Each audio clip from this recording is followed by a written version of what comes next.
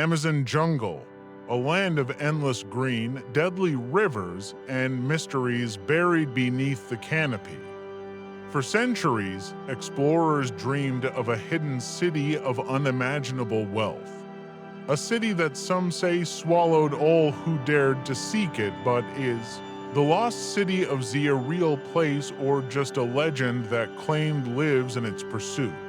The Amazon, a world within a world, stretching across 9 nations, covering over 2.7 million square miles. This vast rainforest is Earth's greatest wilderness. It is a place of staggering beauty and unimaginable danger. Here, rivers twist like living serpents, concealing jaguars in the shadows, anacondas beneath the surface, and insects carrying fevers that once wiped out entire expeditions. For centuries, the Amazon has remained both a lifeline and a labyrinth, a place where those who enter may never return. But beyond its dangers lies something even more captivating: the promise of secrets buried beneath the canopy, the possibility of civilizations long forgotten, and cities that may have once stood in defiance of the jungle's relentless grip.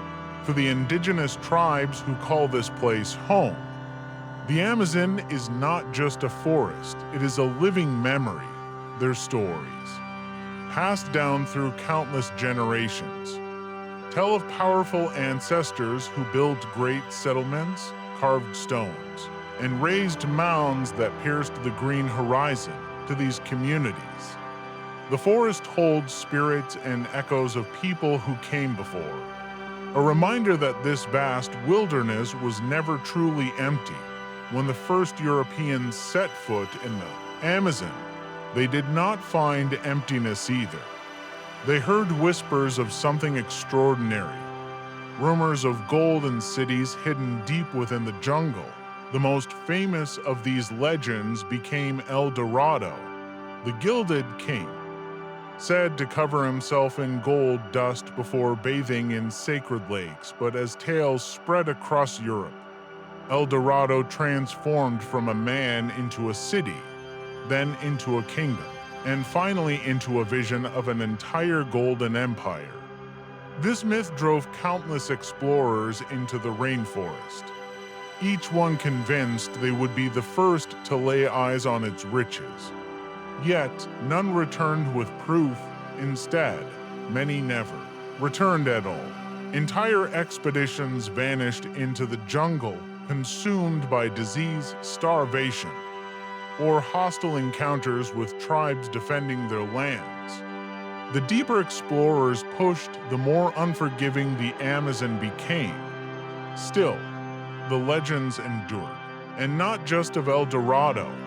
Missionaries, soldiers, and adventurers wrote of strange ruins, towering earthworks, and ancient roads cutting through the jungle. Some dismissed these as exaggerations, others as hallucinations born from fever, but the stories refused to die. What makes the Amazon so powerful in the human imagination is its duality. It is both a place of life and death, creation and destruction, discovery and disappearance. For centuries, it has stood as the last frontier, the last place on Earth where one might stumble upon a hidden city. Untouched for millennia, the jungle's very nature fuels the mystery. The Amazon consumes stone and wood with frightening speed within a single generation. Entire villages can vanish beneath vines and roots, unlike the great deserts of Egypt or the dry plateaus of Peru. The Amazon does not preserve, it devours. What evidence of ancient civilizations might lie beneath its soil, hidden under centuries of growth, remains almost impossible to uncover. This is why legends persist. If cities once stood here, the jungle would have swallowed them whole, leaving only fragments, whispers, and the haunting suspicion that something greater waits just beyond sight. The indigenous myths, the early rumors of El Dorado, the strange reports of ancient structures, all converged into one idea that deep in the Amazon, there must be a lost city, a place of unimaginable wealth and wisdom waiting to be rediscovered. And in the early 20th century, one man would come to believe this more than anyone else. A man who would risk everything in pursuit of this dream. A man whose name would become forever linked with the myth of the Amazon's greatest secret. His name was Colonel Percy Fawcett. Percy Harrison Fawcett, a name that still stirs fascination, awe, and mystery. Born in 1867 in Torquay, England, Percy came from a family steeped in exploration and adventure. His father was a fellow of the Royal Geographical Society, and his older brother was a writer of occult and supernatural tales. It seemed almost inevitable that young Percy would carve out a life defined by curiosity, discovery, and danger. As a boy, Fawcett was drawn to stories of distant lands and ancient mysteries. The Victorian era was a golden age of explorers, men who vanished into deserts, mountains, and jungles, bringing back tales that blurred the line between reality and myth. Percy absorbed those tales like fuel. He grew into a man with an iron will, razor-sharp discipline, and an almost obsessive drive to go where few dared to tread. Fawcett joined the British Army, serving with distinction. But his true calling wasn't in the regimented life of barracks and battlefields. It was in the world's last frontiers. He soon trained as a surveyor and mapmaker, skills that would become his passport into the uncharted heart of South America.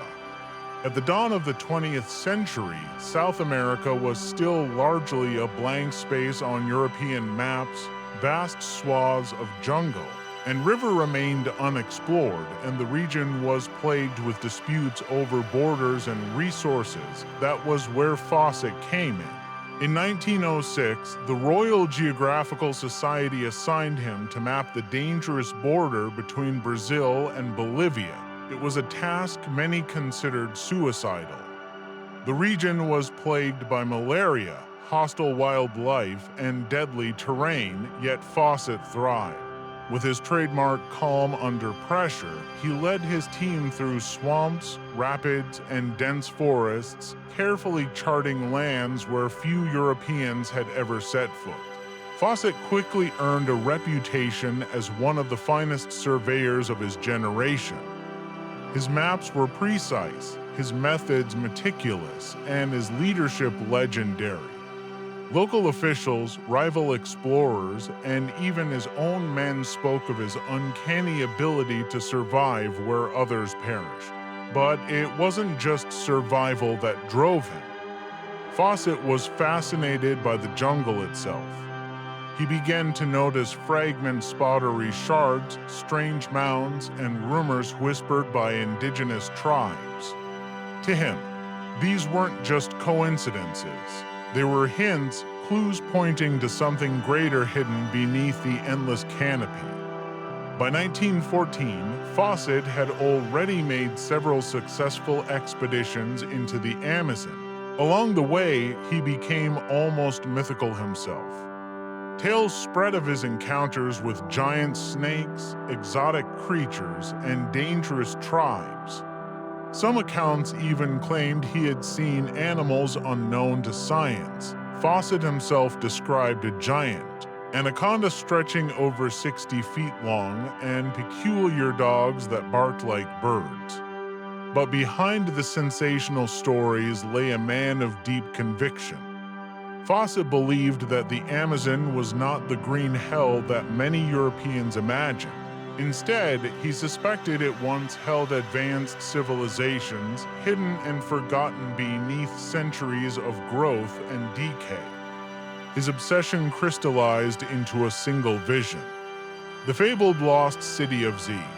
He imagined a thriving city built of stone, and filled with culture, art, and wisdom deep within the jungle.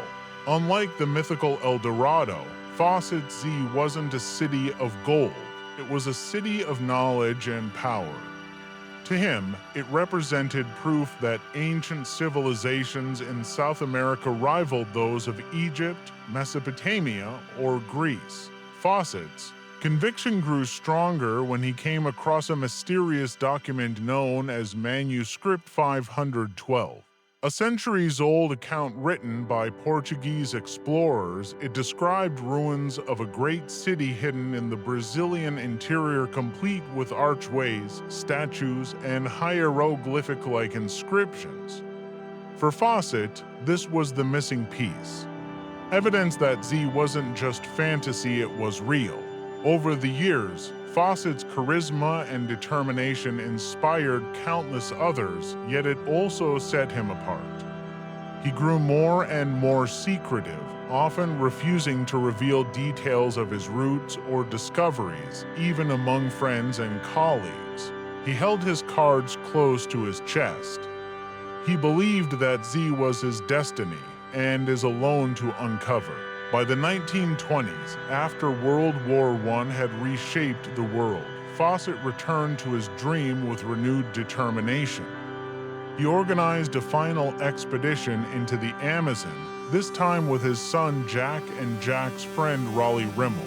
They would travel light, move quickly, and follow a trail of clues Fawcett had guarded for years. In 1925, the expedition set out into the Mato Grosso region of Brazil.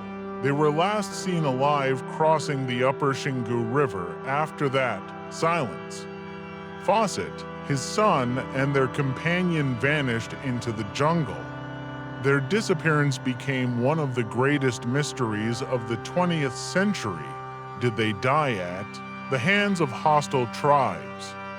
Were they claimed by disease or starvation? Or did they find something extraordinary, something worth keeping secret? For nearly a century, theories have swirled. Search parties were launched, books were written, and Fawcett's legend grew larger with every passing decade. Some called him reckless, others visionary, but all agreed Percy Harrison Fawcett was a man unlike any other. And to this day, his name is forever tied to the enduring mystery of the lost city of Z. The early 20th century was an age of exploration, a time when vast regions of the Amazon remained blank spaces on the map. For governments and adventurers alike, those spaces beckoned with the promise of discovery, danger, and fame. Colonel Percy Harrison Fawcett was no stranger to these challenges. Before he ever dreamed of finding the fabled city of Z, he was tasked with the grueling work of mapping the Amazon's uncharted frontiers. Mapping the unknown in the first years of the 1900s, Fawcett was hired by the Royal Geographical Society and by South American governments. His mission was to survey the disputed borders between Brazil, Bolivia, and Peru. It was dangerous work, rife with hostile terrain, disease, and the constant threat of conflict between nations, but Fawcett thrived in these conditions. His eye for detail, his patience with instruments, and his sheer physical endurance made him the perfect surveyor. He hacked through dense rainforest, paddled treacherous rivers, and climbed sheer ridges, often with little more than a machete and his determination. His reports back to London described lands that were as beautiful as they were deadly. He noted the endless green canopy, the swarms of insects, and the haunting silence of regions untouched by human settlement. For Fawcett, every expedition was more than just a mapping assignment. It was a glimpse into the secrets of a world that few Europeans had ever seen. Encounters with the tribes along the way. Fawcett encountered many indigenous tribes. Some welcomed him cautiously. Others made it clear that strangers were not wanted. Fawcett had an unusual respect for the native peoples compared to many explorers of his era. He wrote admiringly of their ability to survive in the harshest conditions. Their knowledge of plants, rivers, and animal behavior far surpassing that of any European outsider. He also heard stories, whispered, around fires, of ancient stone structures hidden deep in the jungle, of roads paved with giant stones and ruins swallowed by trees. To many of his fellow officers, these were nothing more than fanciful tales, but to Fawcett they were clues. Tantalizing fragments of a bigger mystery, strange ruins and artifacts. During one of his early expeditions, Fawcett reportedly came across curious stone carvings and pottery shards. The objects didn't belong to any known Amazonian culture. He became convinced that the jungle held the remains of civilizations older and more advanced than scholars believed. Fawcett's imagination took fire. He wondered whether these ruins were connected to the legends of El Dorado, or if they hinted at an entirely different city, one that was not gilded with gold, but with knowledge and culture, birth of City Z. It was in his journals during this period that Fawcett first began referring to what he called City Z. Z was not meant as a name, but as a symbol. The final letter of the alphabet, the last great mystery, to Fawcett. Z represented the culmination of all his years of exploration, a hidden city that would prove that the Amazon was not just a wilderness, but a cradle of civilization. He described it as a place of monumental stone buildings, organized streets, and a society that once rivaled the great cultures of the ancient world. Many dismissed his ideas as romantic fantasy, but Fawcett's conviction only deepened with every expedition. The dream takes shape. By the end of these early journeys, Percy Fawcett was no longer just a surveyor. He was a man haunted by a vision. Every hardship, the fever, the insect bites, the endless marches through swamps and rivers seemed worth it if it brought him closer to his great discovery. And in the quiet of his journals, he began to outline his plan. One day, he would return not as a surveyor, but as a seeker. He would go in search of City Z and stake his life on its existence. The legend was born. In 1925, Colonel Percy Harrison Fawcett was no longer just an explorer. He was a man possessed. For nearly 2 decades, he had wandered the vast jungles of South America, mapping uncharted rivers, cataloging plants and animals, and listening to whispered stories of ancient ruins deep in the forest. But by now, all roads seemed to point to a single destination, a city he simply called Z, and he was determined to find it. This time, the mission was personal.